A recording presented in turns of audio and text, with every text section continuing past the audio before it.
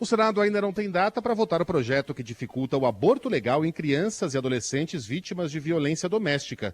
Na última quarta-feira, a proposta foi aprovada por 317 votos a favor, a maioria da oposição e 111 contrários. O texto é de autoria da deputada Cristonieto, do PL do Rio de Janeiro, e suspende uma resolução do Conselho Nacional da Criança e do Adolescente.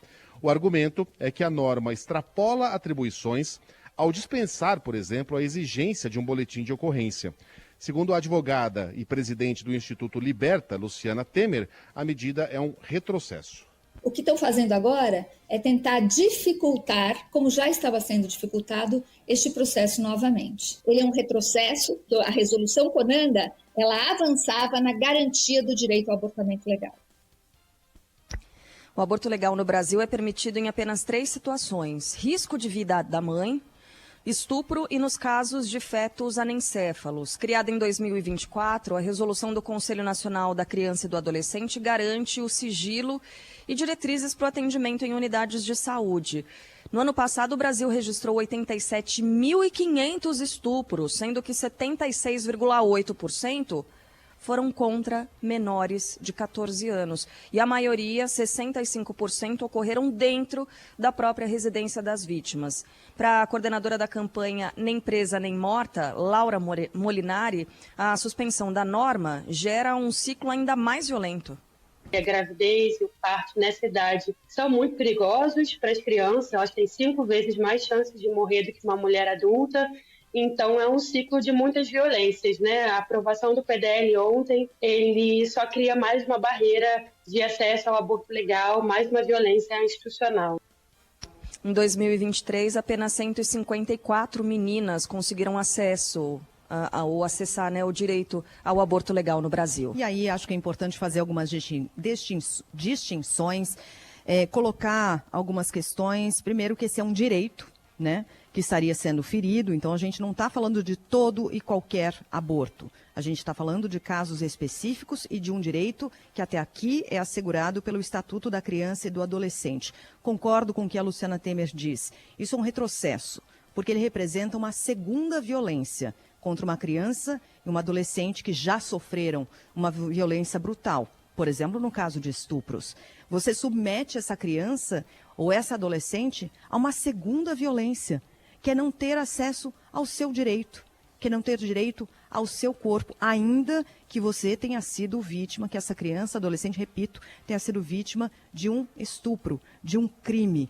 Você torna esse crime duplamente violento, esse crime duplamente sofrido para essa criança, para essa adolescente, né? Porque você passa por uma gestação que não foi desejada e que foi fruto de um crime, de um criminoso, né? E você onera e pune uma vítima que é uma criança. Gente, a gente está falando de criança e adolescente, né? Pois é, e Sheila, para se chegar numa situação como essa, de uma gestação depois de um estupro, muitas vezes, diria que na maior parte das vezes, a violência não começou ali. Isso. São abusos, né? São casos de assédio que vêm desde muito antes. Esse talvez seja, não vou dizer que é o fim de uma linha, porque ainda tem uma vida toda pela frente para essa criança que vai crescer e que vai ter que lidar com esse trauma. Mas muitas vezes, diria que na maioria das vezes, não foi aí que começou o crime, não foi aí que começou o abuso, né? Eu não chamo isso de conservadorismo, eu chamo isso de maldade. É você não conseguir se colocar na pele de uma criança, na pele de uma mãe, de uma família que está passando por um drama desses. Aliás, vocês já repararam que esses deputados e deputadas que votam a favor de medidas como essas, que tiram direito de crianças que geralmente são pobres, né, que já são desguarnecidas, elas não têm os seus dramas pessoais? Você já notou que isso não acontece com a família delas? Ninguém tem um drama exposto. Olha, minha filha passou por isso, a minha filha engravidou com 14 anos, ela teve uma gravidez indesejada, nós tivemos a criança, isso não acontece. Sabe por quê? Porque eles abortam. Eles abortam. Isso. Eles abortam em clínicas caríssimas e querem impor à sociedade desejos fundamentalistas, né, que não valem para eles. É a mesma questão das drogas. Já fizeram, isso aí o Ivan Brandão, ele me mostrou esse estudo. A água que mais possui, como é que se diz? Partículas, exato, resíduos de cocaína em todo o Brasil, água de rio mesmo, né, de esgoto, é a água de Brasília. E o esgoto que mais possui disparado a porcentagem de cocaína é o esgoto que sai do Congresso Nacional. Do Congresso Nacional. Então, esses caras com o nariz cheio de cocaína vão ao plenário e fazem discursos moralistas, criando regras que para eles não valem. E é a mesma coisa na questão do aborto.